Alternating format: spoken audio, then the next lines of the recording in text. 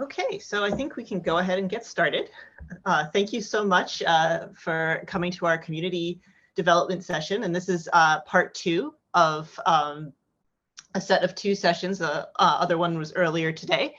So this is building strong communities around open source software and open science. And we'll start with 2 talks about current initiatives that are going on to build open science community. And I would ask that during the session, or before, as the session gets started, if you desire, in the Google Doc. And then also, if you haven't already, review the community participation guidelines. We want to make sure that this is a good discussion for everyone involved. And then also to review the breakout room questions. And you can find those questions in the Google Docs. It's set up by breakout room. If you look at the heading links in the left side of the Google Doc, you'll see that you can go to the breakout room sections and just be thinking about these questions. So to move on here, so we're going to be talking about community development for open science and trying to move closer to the teaching culture, so the right side of this open source science continuum. So, and one could even say teaching and learning culture that is a more self-sustaining culture where people are constantly teaching and learning from each other, and where that can be done openly and equitably and inclusively. And so the main questions that we'll be addressing in the breakout discussions after the talks, how can NASA support inclusivity in the open science community? How can NASA provide a bridge between open source science and the community? And then developing a set of actionable goals for a possible ESIP open science cluster. So while the presentations are going on, just please have those questions in mind. Think about how you might want to contribute to the discussion, what kind of ideas you'll bring. And with that, I think we can go ahead and get Cindy set up for her talk.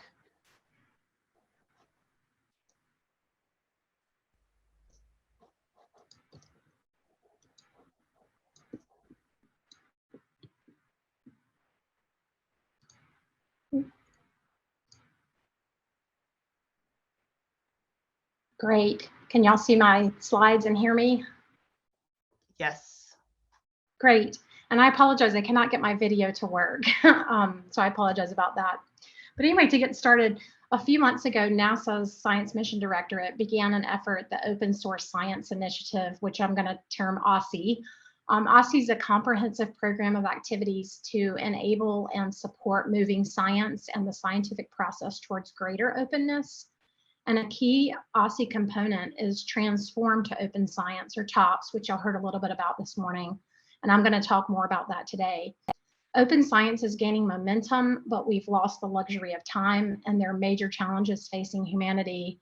Science must adapt then to become more efficient, more inclusive, and better if we're able to find new, better ways to face these challenges. And we need every solution and every solver. And as the saying goes, to change everything, we need everyone. And that's kind of our motto. And what this moment calls for is a mosaic of voices, the full spectrum of ideas and insights for how we can turn things around. This is the team working to develop the TOPS project right now. I'm Cynthia Hall, the Earth Science Data Systems Community Coordinator, but will be transitioning to the TOPS Community Coordinator. We also have Shell Ginteman as the science lead, Steve Crawford as the science data officer, Yvonne Ivey as the program manager, and then as you can see here, a number of open science advocates at NASA. And we really believe that open science is the future. So to give you some background on why I'm here, I believe community is one of the keys to this effort. I'm currently reading a book, All We Can Save, Truth, Courage, and Solutions for the Climate Crisis. And I'm only a few chapters in, but each chapter so far has completely resonated with me in different ways. In a chapter called Reciprocity by Janine Benayan, she talks about cooperative community theory and ecology, how plants enhance their neighbors' growth, survival, and reproduction. And she relates this to us as humans. So we often see communities of plants as competitors, and we see ourselves that way as well. But by recognizing the ubiquity of sharing, acknowledging the fact that communal traits are natural, we can see ourselves a bit differently. And to me, this idea of community and sharing, which leads to a thriving ecosystem, is the same for us. By working as a community, sharing information and knowledge, science can really thrive. Another chapter, Indigenous Prophecy and Mother Earth by Sherry Mitchell Wayna-Quasit from the Penobscot Nation, states the overall lack of diversity within the patriarchal colonial paradigm has had a suffocating impact on creative intelligence and a divisive impact on society. Diversity fosters social coherence, creating more stable and harmonious relational networks. And additionally, the more diverse a group or community, the greater the perspectives and innovations that arise and the greater success rate for all. And to me, both of these statements are so foundational to open science. Sharing knowledge and code and having diverse voices at the table will only accelerate science impact and results for societal benefit. So really, open knowledge plus diverse voices leads to better data, which leads to better science, which leads to bigger impacts. So what is open science and how does that differ for something called open source science? Well, this is the definition NASA is going with. We define open science as a collaborative culture enabled by technology that empowers the open sharing of data, information, and knowledge within the scientific community and the wider public to accelerate scientific research and understanding. And building on concepts from open source software, expanding participation in developing code, applying to the scientific process to accelerate discovery by openly conducting science from project initiation through implementation is open source science. And so when we say project initiation, we are making things open earlier in the life cycle of the missions. Getting decision makers involved at the design phase, which for NASA, that's phase B in project formulation, is critical to the scientific process. So when the mission really launches and we start receiving data, there's more community to take part. So open science opens up knowledge to everyone, as we all know. It's science that is transparent, accessible, reproducible, and inclusive. Transparent indicates that both the scientific results and process should be visible, accessible, and understandable. We can increase the accessibility of science by openly and freely sharing data, software, and scientific information, including publications, algorithms, and documents. We can improve the reproducibility of scientific results by using and supporting open software tools, frameworks, and libraries, and open infrastructures and science platforms. And we can expand who participates in science by developing innovative pathways to participation and expanding public-private partnerships. And I keep saying we because we don't want you to see this as a high-level unfunded mandate. We all need open science, and NASA's really here to support the community transformation. And again, like I said before, open knowledge plus diverse voices leads to better data, leads to better science, leads to bigger impacts, and we all win in that situation. So what are some of the benefits?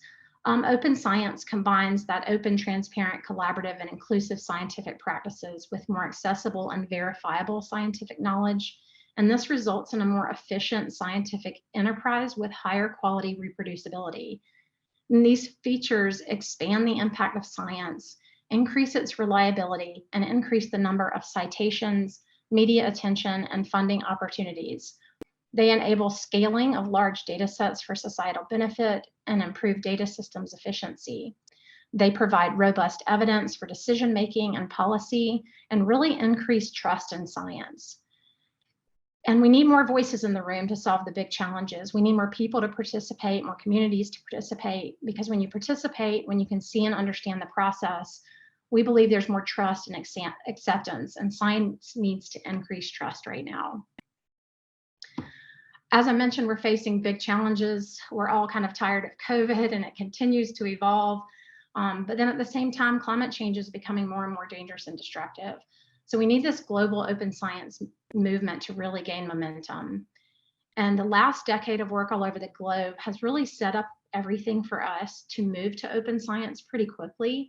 In fact, each month something's been happening around the world. In July, France had its second plan for open science. In August, based on recommendations provided in NASA's strategy for data management and computing for groundbreaking science, SMD released Science Policy Document 41, which provides guidance on open source data, software, and publications for all of NASA's divisions.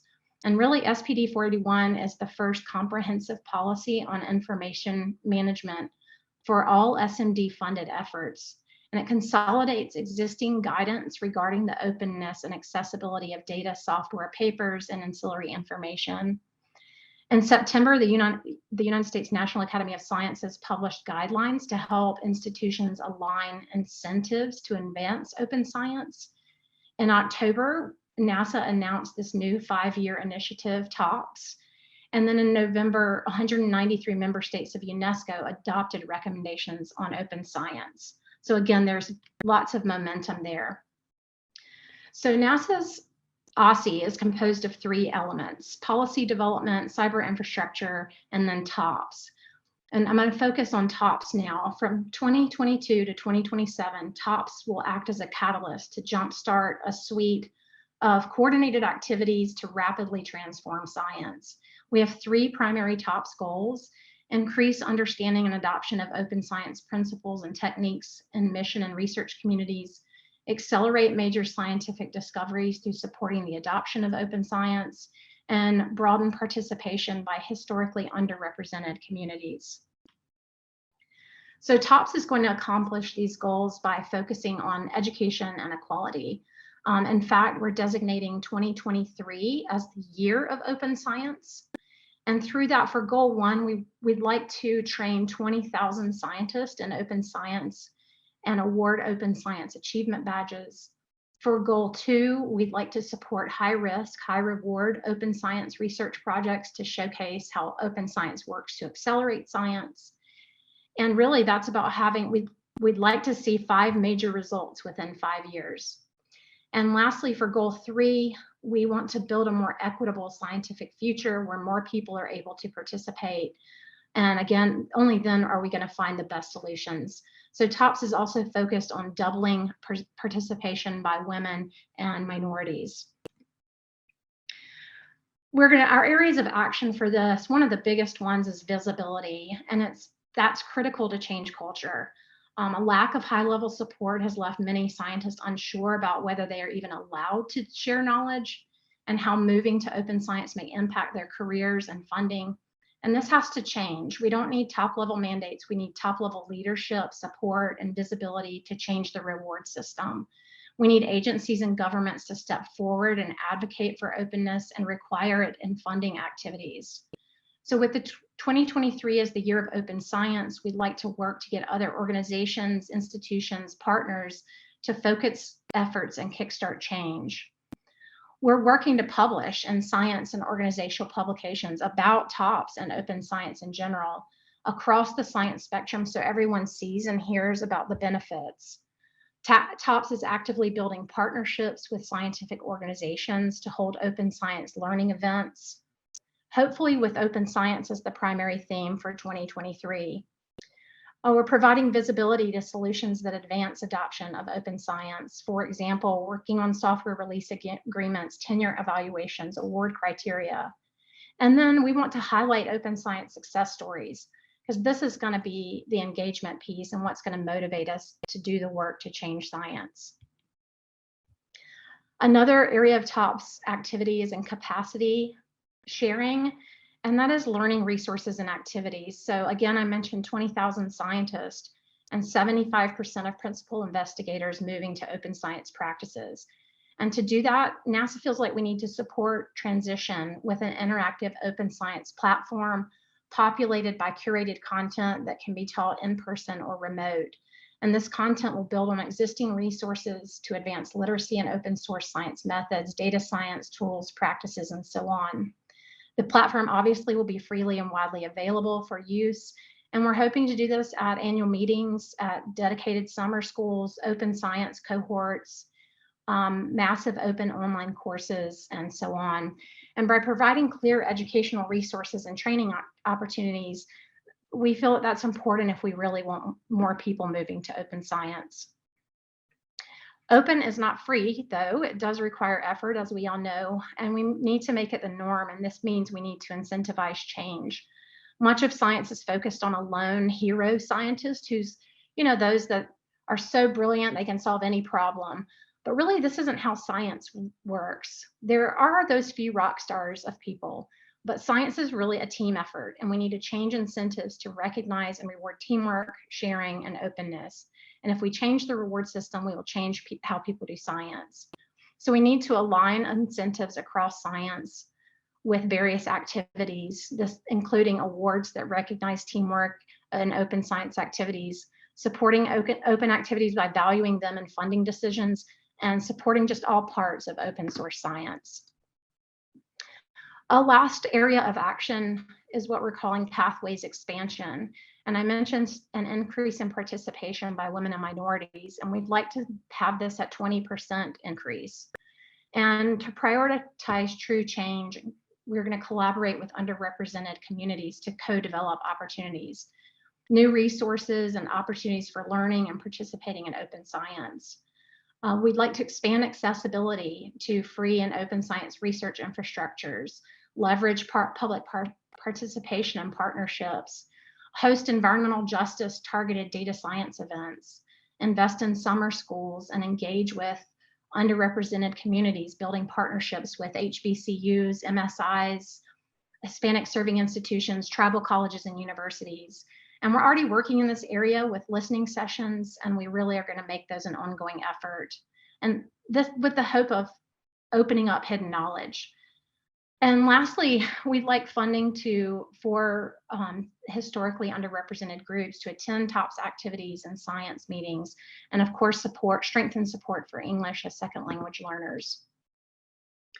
So our next steps are promoting a common understanding of open science, associated benefits and challenges, as well as diverse pathways to open science, increase visible support and discussion of open science at different institutions, and really identify institutional champions. And also build partnerships and develop a community. And that's what we're trying to do here. In our discussion coming up, we hope to get feedback from all of you on how we can move forward developing a community of practice, and then what the community needs from NASA. So with that, I will end, and thank you for having me. Thank you so much. I think we have time for one or two very short questions.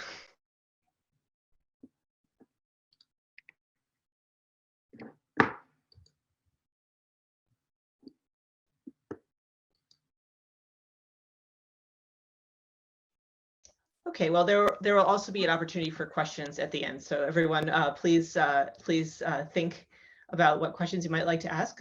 So I guess we should move on to the next presentation. If you'd like to go ahead and share your screen. Great. All right. Can you see my screen? Okay. Yes. Great. Well, great. Hi, everybody. I'm Julia Lowndes, and I co-direct Openscapes with Erin Robinson. And that was such a great presentation by Cindy to share about NASA's open source science initiative and TOPS. And really, I think that what particularly resonates to me is really that focus on learning and community support combined with the technology. So what we'll be talking about today is some background and lessons from our NASA Openscapes framework, which is really focused on NASA's transition to moving its Earthdata to the cloud and supporting its research teams to also migrate their workflows to the cloud. So this is work that we are doing with the NASA Openscapes mentors, and we'll talk a little bit about that as we go forward. Before getting into the NASA Openscapes framework, wanted to share a little bit about Openscapes and sort of how we go about community building and really working with research teams as they transition to open science. So we think about open science as a whole beautiful landscape where there's many paths forward and many communities and many tools already existing in this pathway, already existing in this landscape. And what we see our role as welcoming researchers to see and experience and navigate this path, this landscape through these existing pathways and do this together, but also then see where they might be able to contribute new pathways if there's not the particular thing that already exists.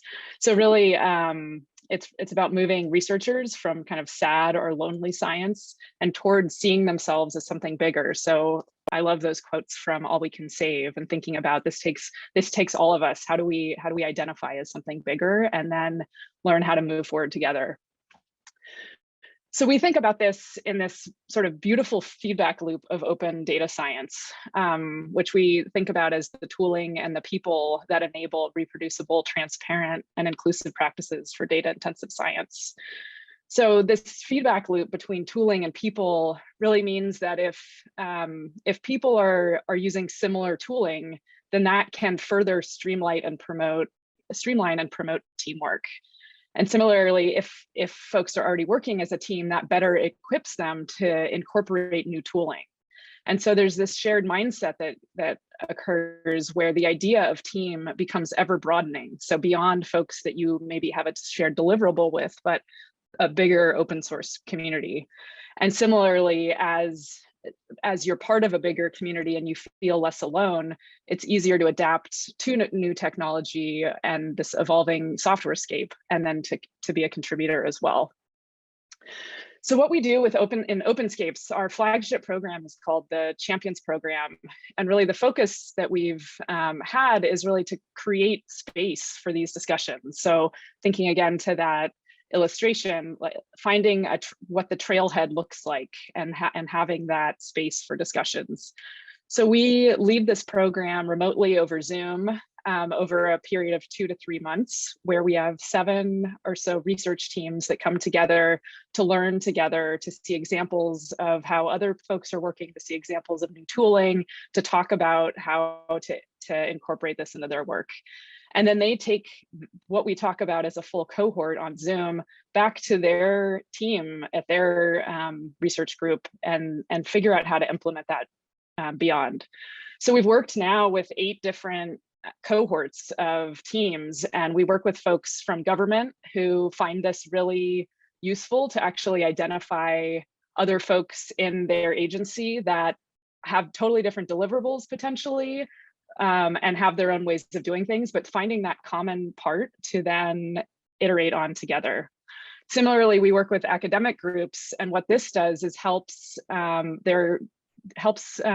develop more resilience within a lab group, where oftentimes it's just the faculty PI who is the source of all knowledge as students come and go. And so thinking about how to establish shared practices to remove some of that burden from the PI being the central source of knowledge, and so that there's more agency within researchers while they're there to contribute and help each other, and that is not lost when folks graduate or move on from the lab.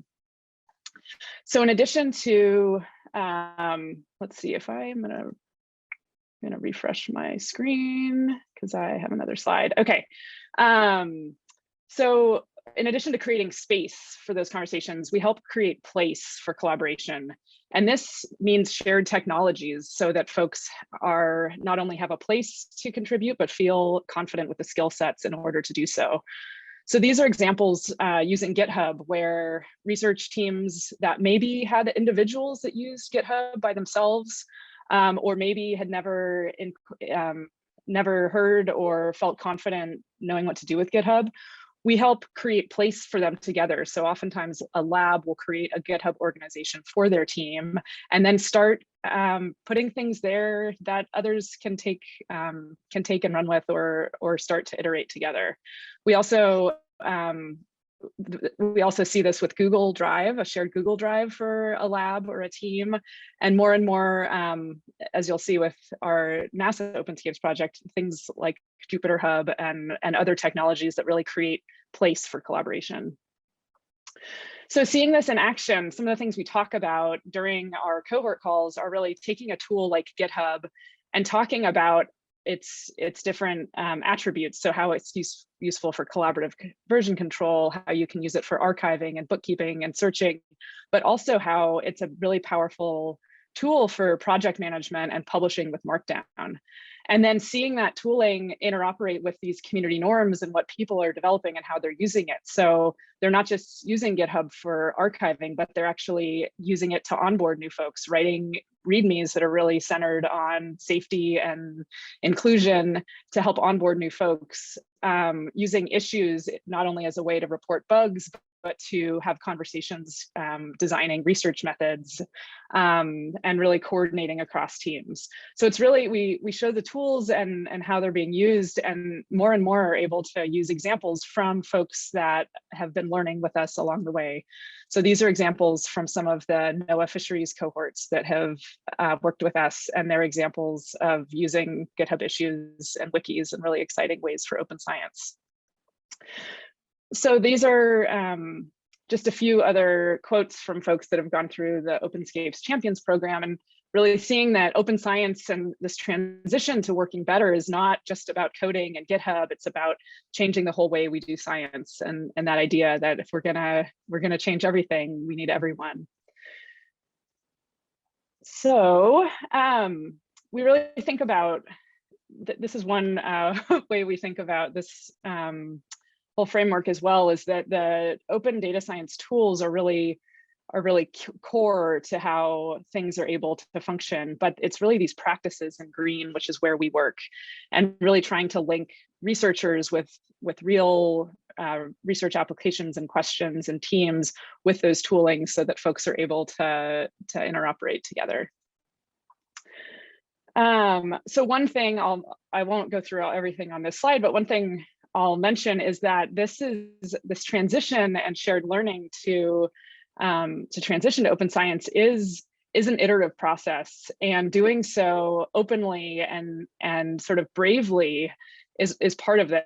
So transition to open science is not a checklist, but it's a continual practice, which is this point on this last point here, and it is imperfect and it's messy. So just for one example, we've following the AGU workshop, where one of the NASA mentors, Amy Syker, started to use Quarto, a new technology for making slides from her Jupyter notebook. We've tried this as well, and so you can see it. We're learning about formatting and whatnot, and doing this actually from R.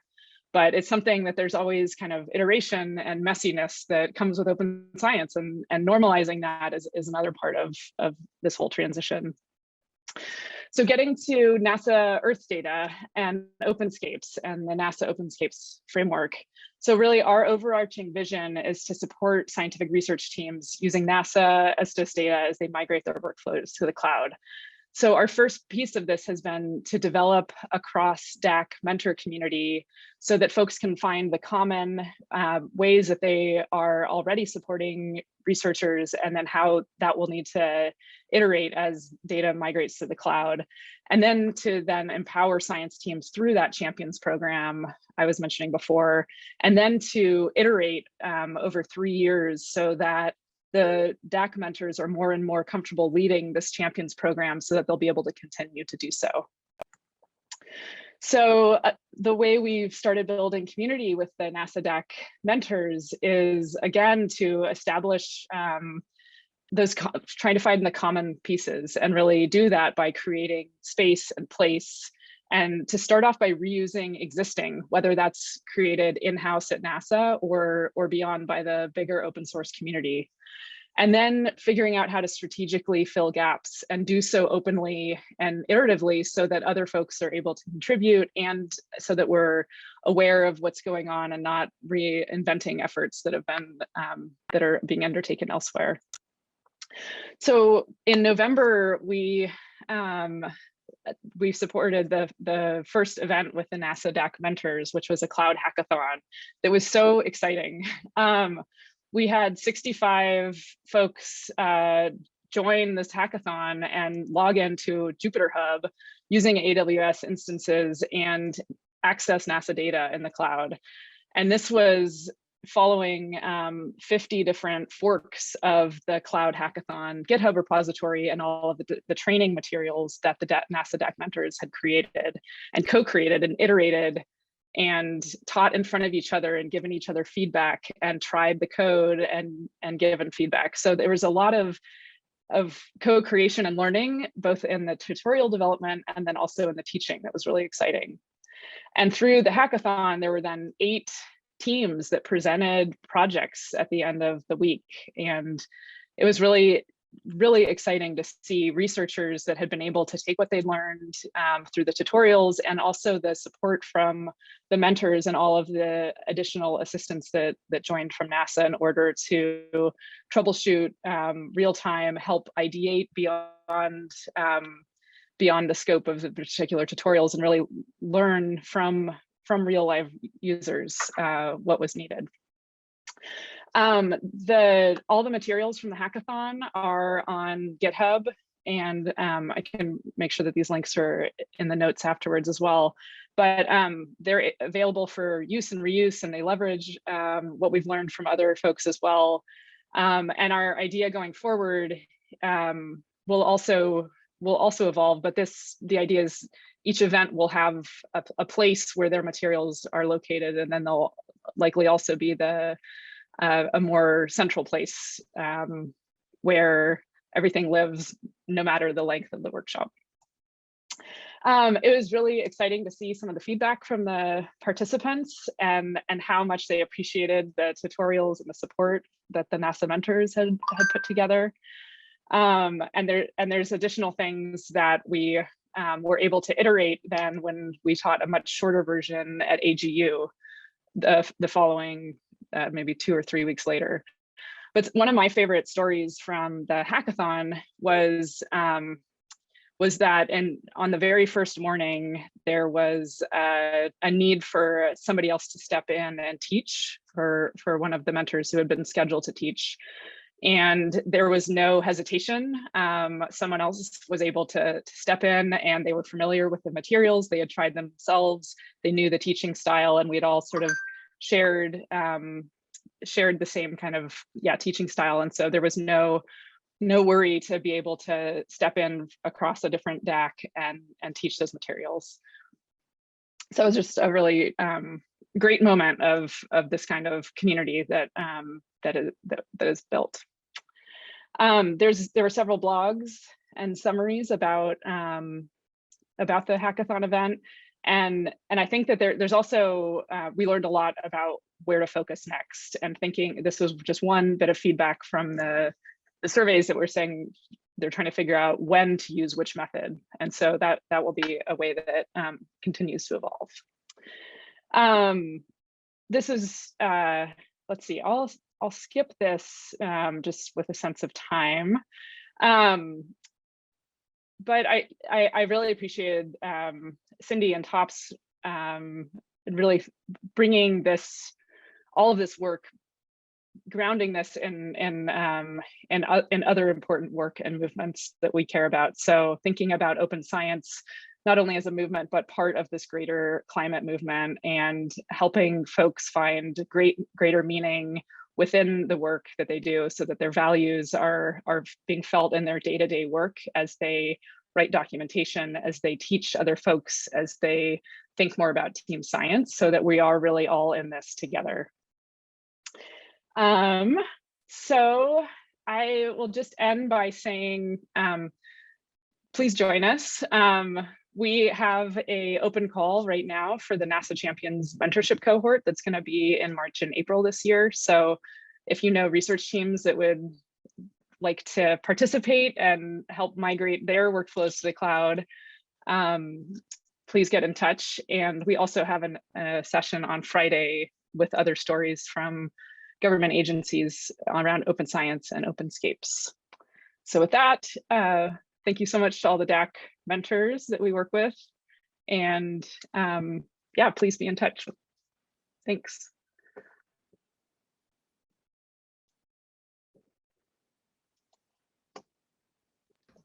Thank you so much. We have 1 to 2 minutes for questions.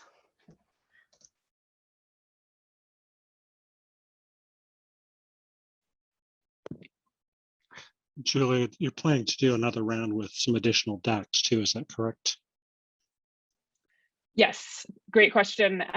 Each year we're going to onboard more DAACs into the mentor community as we go. So we're hoping to have all DAACs by the end of next year. Thanks.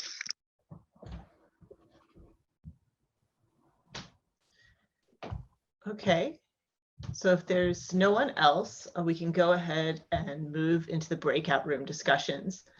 And I just want to orient people again to this document that's available in the Kiko chat interface. Share my screen.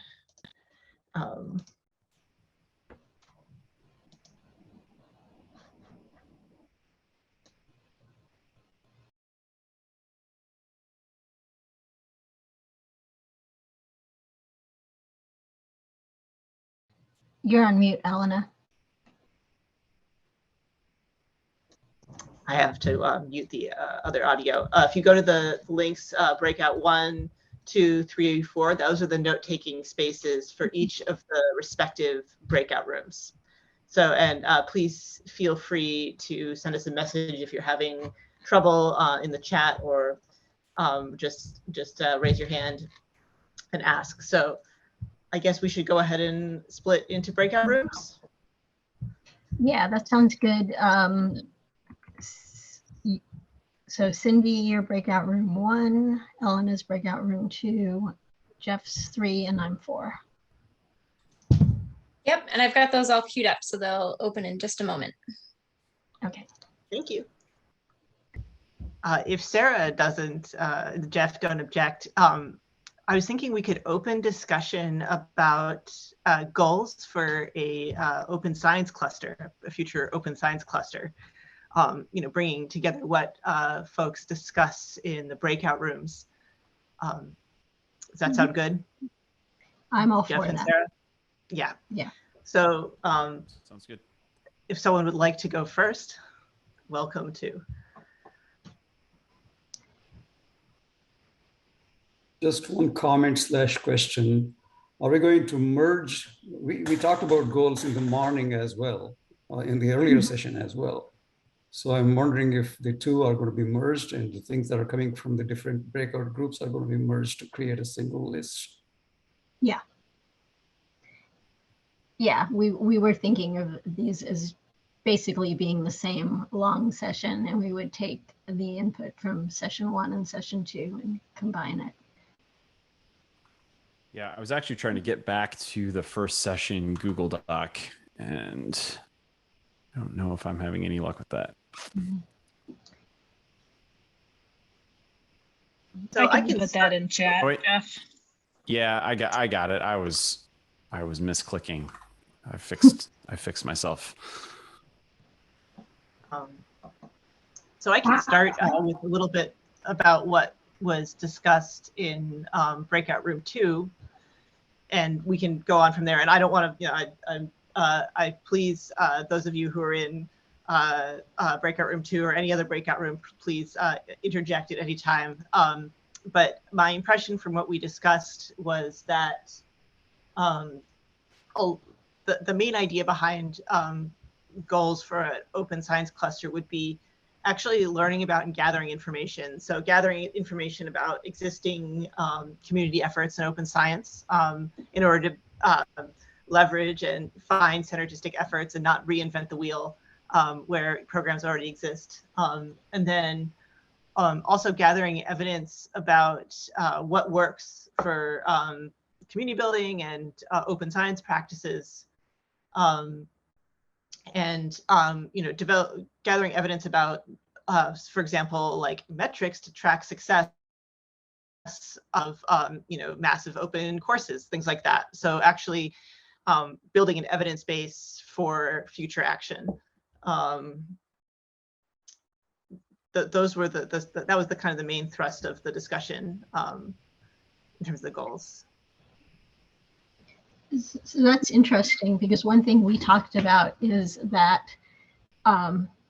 you were talking about broad ideas or practices that might work for open science across communities. And then we were talking about, well, maybe some things don't work across communities. Maybe some communities have very specific needs, and that's why they're underrepresented.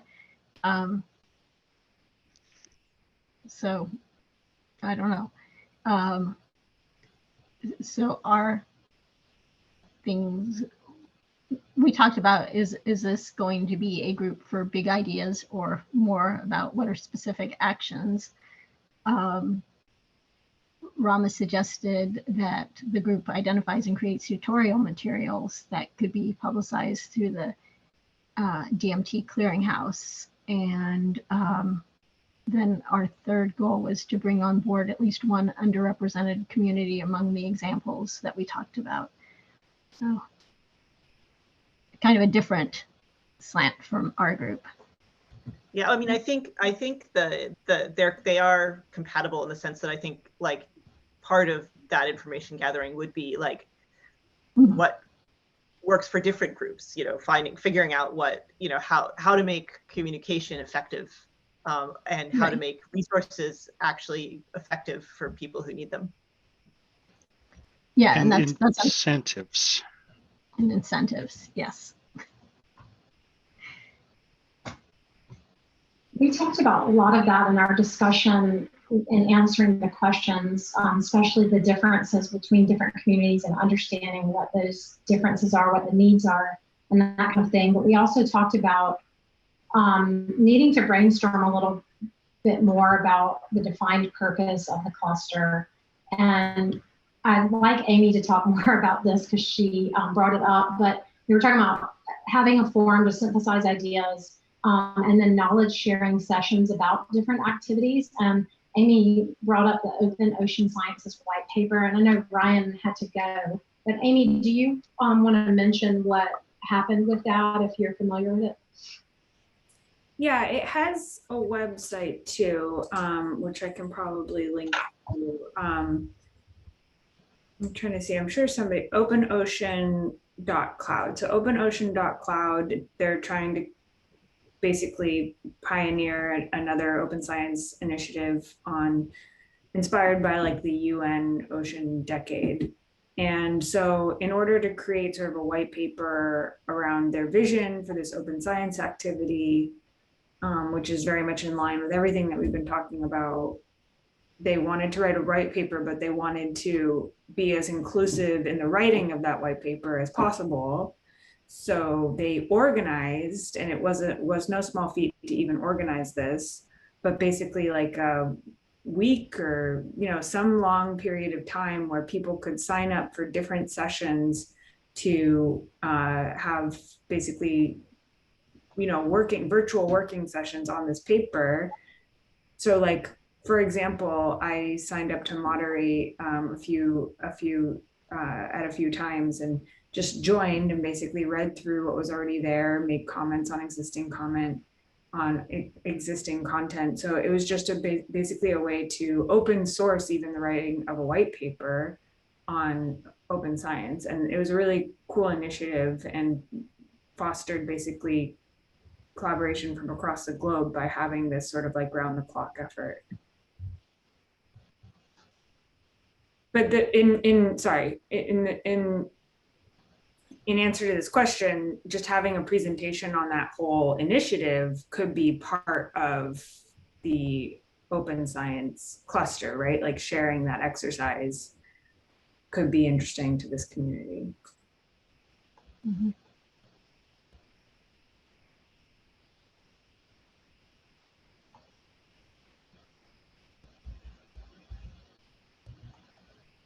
Anyone else want to comment on this?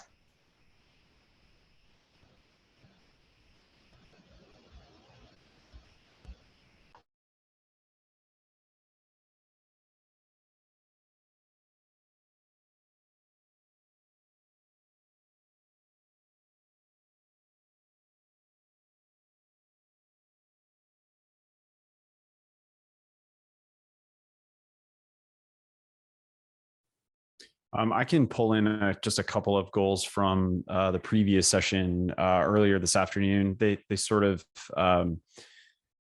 echo some of the things that have already been said, mostly around developing guides and tutorials for enabling open science. So again, sort of built around actionable output what exactly that looks like, not entirely sure. We didn't quite get there, but yeah, again, guides and tutorials were a big theme.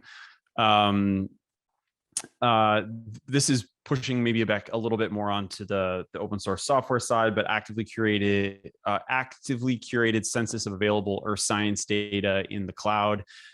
So I think this likely exists in some capacity in various locations, but maybe not in a single clearinghouse. I think a lot of people are still unsure of what is actually available in the cloud and in what format and how do I use it. So again, sort of coming back up to the tutorial and guide side of things. And then the last one here I have was identify cost benefits for participating and supporting open science. So kind of like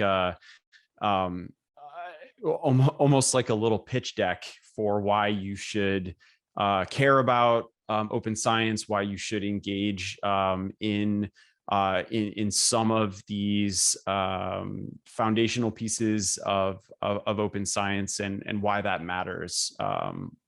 And because I think there's still, and this came out of our conversation we were just having in our breakout room, that I don't want to say there's still skepticism in open science from the scientific community, but it's certainly a different community and culture than what you would see in pure open source software, and the incentives are not always the same.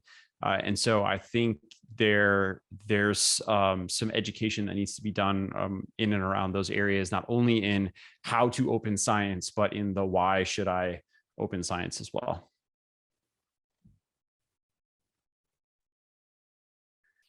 Building on that last point, on the sort of, especially the why should I open science? I mean, I think another easy thing that ESIP can do, which I don't think costs a lot and possibly nothing, if not except for time, is create awards across, or sort of help the, like I know there's an ESIP award, I think of some kind for the Earth System Science Informatics division within AGU, right? Or maybe there's a joint AGU ESSI award for like excellence in open science informatics, this kind of thing.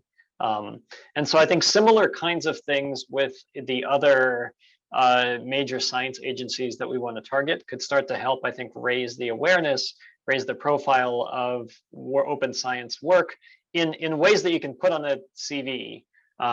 And not just in ways that you can put in the CV, but also, I mean, through things like the Falkenflick lecture and other things, just like raise the profile of informatics and especially open informatics in the community. And that might be a nice way to sort of start moving the culture a little bit more on this, in ways that don't really cost any like huge amount of resources, because it's really all just sort of creating recognition and then giving people that recognition. Thanks. Yeah, looks like Rob has a hand up. Yeah, just going off of the last couple of comments that gave me some thoughts about other things that we're discussing at ESIP that might serve to act as an incentive for others to join the open science cluster. A lot of centers are now starting to ask themselves, how do I become more findable or discoverable? And how do I get to where I can have like persistent identifiers and I can improve the way my data is cited and so forth. An organization like this that brought in lots of members can also bring in best practices that are very relevant to organizations that otherwise feel like they're kind of on their own and not part of a larger, effort to improve sciences across the board. So hitting on things that really touch on the FAIR principles that everybody's talking about and doing it together as a group would be really, I think, a great targets for incentive.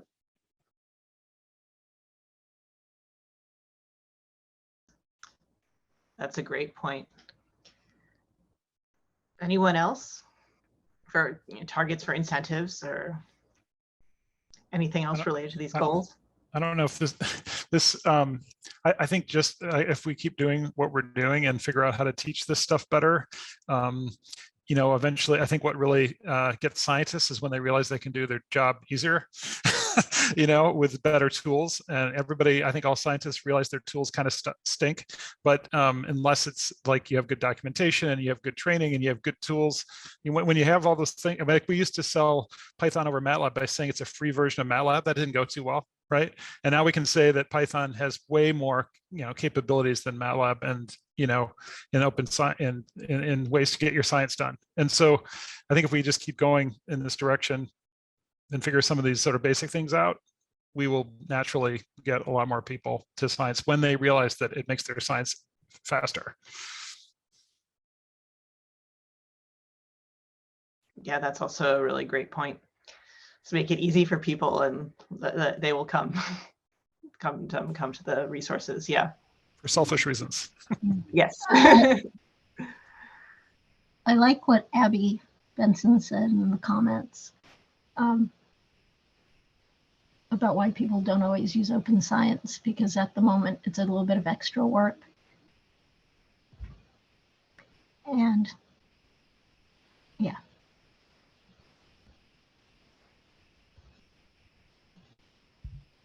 Yeah, there are certainly some sort of user experience problems that can create a lot of friction for people, and oftentimes that's just enough friction for them to just kind of pass or throw their arms up because it's not worth the trouble. Alexi, is that a new hand up? Yeah, I was actually gonna. So I agree completely with what Abby said, and I think one Openscapes is definitely one excellent approach for this. I think another excellent thing that we could try to do, I think again that would be potentially low hanging fruit, is have ESUP service or the intermediary putting certain existing open science projects in touch with some of the sort of non-traditional ways of supporting those projects. So the specific one I have in mind is Google Summer of Code. We've had a lot of success hiring interns through GSOC to work on our science projects that were open source and were really open source software development. But a lot of the times they were around exactly these kind of sort of open science pain points of like helping the systems, the automated continuous integration tests like do better, or helping us fill out gaps in our documentation, or otherwise sort of improving usability. I think those are tasks that a lot of the kind of students that apply to GSOC are really, really well suited for. And it's also, I mean, sort of, they don't encourage you to advertise it this way, but in some ways it's free labor because it's Google that pays for those interns and not somebody else. It's not your own project. And so I think that could be another sort of low-hanging fruit thing that we could do. I mean, eventually Google might figure that out though. Yeah, I mean, maybe, but they've been supporting internships through this program for a couple of years now, and I think that it's free labor, but I think it's also like you know, beneficial in terms of sort of both altruistically because you're helping build up the data science portfolios of these various students and the software engineering portfolios of these students, and they get to put it on their CVs and they get to learn about environmental science. So I think that there are ways that you can design these internships that are actually beneficial to the students. And that also yield some productive output. That's a great point. Yeah. Oh, Bruce, are you raising your hand? Yeah, I'm thinking about it. There's a piece that I was reminded of in sort of building off of Abby's, and it touched on a conversation we had in Breakout Group 1. I have a vague memory of reading some papers that looked at sort of the age distribution of people interested in participating in open science and some of the reward factors. And it tended to be bimodal. It skewed towards the young and towards the more senior folks, because I'm already established. I have nothing to lose. And the younger folks who aren't established, but there was a gap with sort of the mid-career people who felt like they had the most to lose because they had gotten somewhat successful in the current system and didn't want to switch horses. And so assuming that I'm actually correct, that's also a factor to consider in this conversation. Yeah, and incentivizing for early career people, showing them that this will make their lives better, not worse.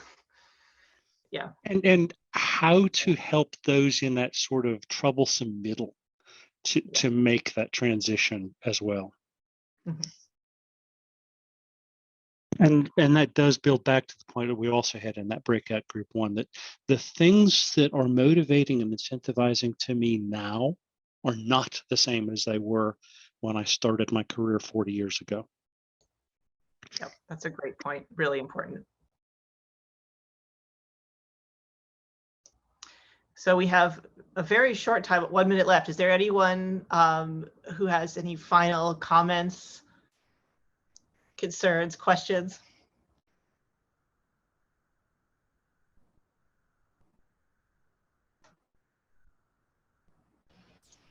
So unless, oh, is that somebody?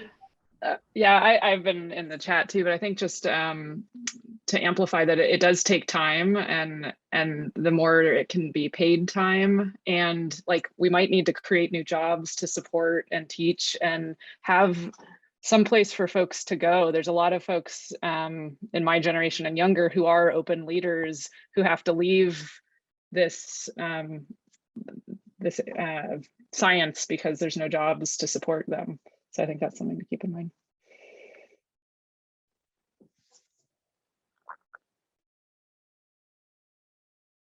So thank you all so much for joining this session and for giving wonderful presentations and participating and contributing both by discussing and in the document. We really appreciate it. And with that, I think we can close for the day unless anyone else has anything else.